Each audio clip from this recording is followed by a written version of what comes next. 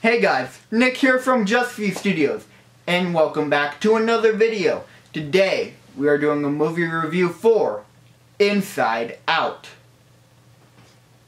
Now yes, I did film this just after my Jurassic Park review, so I'm still suited up and ready to review.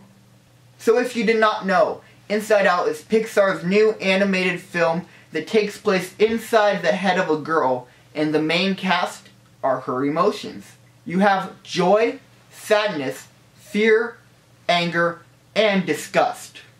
And it's pretty much a very almost psychological view on your emotions as they go through this adventure, and you kind of see the main person as that character going through a normal life, which is the thing that makes it so interesting.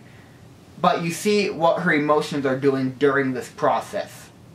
Now, the concept alone I'm going to bring up, which I don't typically do during these movie reviews, but it is so innovative and creative that I feel like I just have to.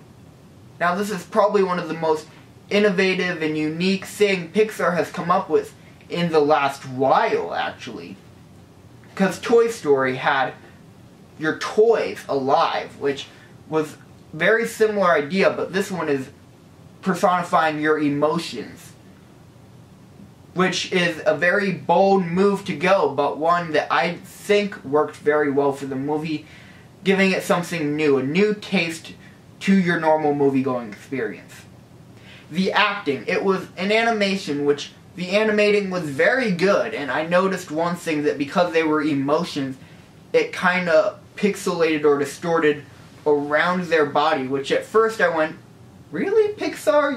You have a better budget than that. You could sharpen up the edges. And they did this for the simple fact that they are emotions and they kind of blend with what's around them. And after realizing that, I thought that was a very clever point from the animators. But acting-wise, Lewis Black completely stole the show. He did an amazing job as Anger the emotion, and he kind of stole the show from all the others, which is a shame, though, in the fact that all the acting overall was incredible, but Lewis Black blew it away, doing an amazing job with his acting. Now, the storyline. The story was almost, in my opinion, perfectly well told. There are a few things that I wish they had done differently, but they were very minor things, and overall it was incredibly enjoyable. I will talk about the storyline and my thoughts about it a little bit more after I give my rating, but in case you haven't seen it, I want to give you the chance to hear my rating, go see it, and then come back to hear my thoughts on what they did. So now, what do I rate Inside Out? I give Inside Out 9 out of 10 stars. It was definitely an incredible movie, and I do believe it is Pixar's newest instant classic, because they left it off at the perfect moment for a sequel, which again I'll talk about more after my main review. And though it might be fun taking your little brother or sister or niece or nephew along to go see the movie, how would it do on a date? But before I give this rating, I want to make it very clear, with all of my date night rates, it entirely depends on the person you take, what they're into. If they're more the cartoon type person who likes watching cartoons, never too old for cartoon type person, or maybe they're the type of person who loves horror movies, or whatever. It entirely depends on the person you take. But on a date, theoretically, if you do take someone on a date, how would it do? Now, it takes place in the mind of a 12-year-old, and they don't really play along yet with the concept of her having a boyfriend or whatever, and the parents, they're in love and all, but it doesn't focus on them really at all. So there's no love relationships constantly flowing in the movie that could up you up on a date. There's no jump scares, nothing like that. It's pure the cartoon fun, humor, and all that comes with it. So I give Inside Out an 8 out of 10 stars for a date night rate. Because, I mean, it is a cartoon movie that is fun, and again, I do believe it's Pixar's new instant classic. But it's probably more suited to bring a little brother or sister along with to go see rather than your date. For that, you might want Jurassic World, unless it's the kind of person who loves cartoon movies or whatever, and then take them in a heartbeat. So that's what I felt about Inside Out. I believe it's a fantastic movie that you definitely have to see. It's one of those kinds of movies you don't get very often, so definitely waltz in theaters, go see it. But now I'm going to talk about my feelings about the storyline and all that happened in the movie Inside Out. So if you have not seen it, go watch the movie, come back, and you can hear me chat about it, and I'll even chat with you guys in the comments about my feelings on the storyline and etc. So what they did was so creative and innovative, and I do like the ending. It wasn't perfect, it did feel a little Deus Ex Machina, but it worked out with the fusing of the emotions, because it is true.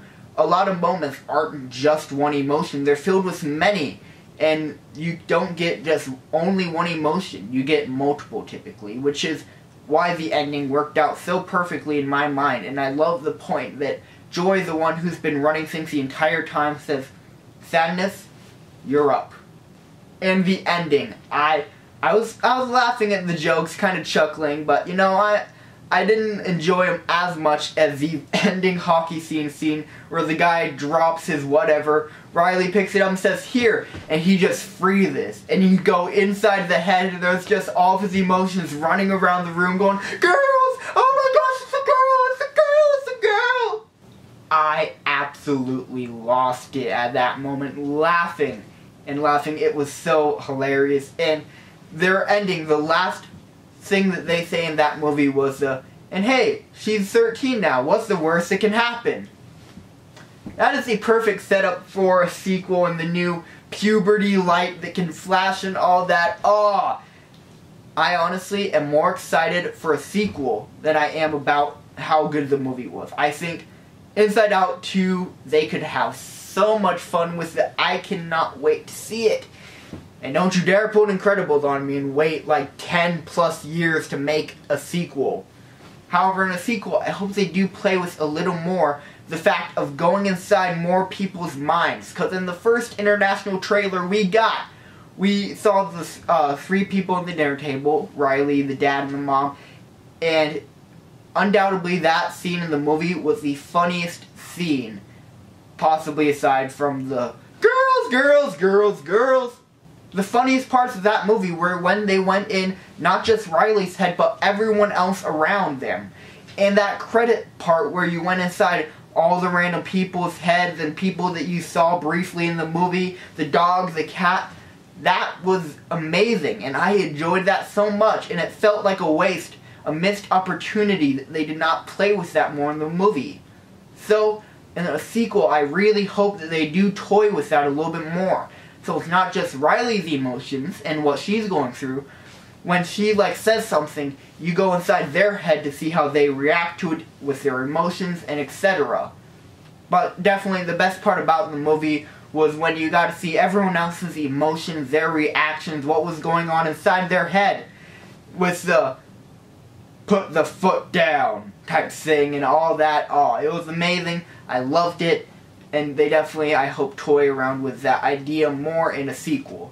And with the credit scene, it almost feels like they were going to, but they were afraid it would pack up the movie too much, which I say, nay. I am apparently now a horse. So that was my thoughts on Inside Out. So don't forget to hit that like button and that subscribe button in the comments below. Share your thoughts about the movie. And on that note, I will see you guys later. Stay classy. Later! Woo!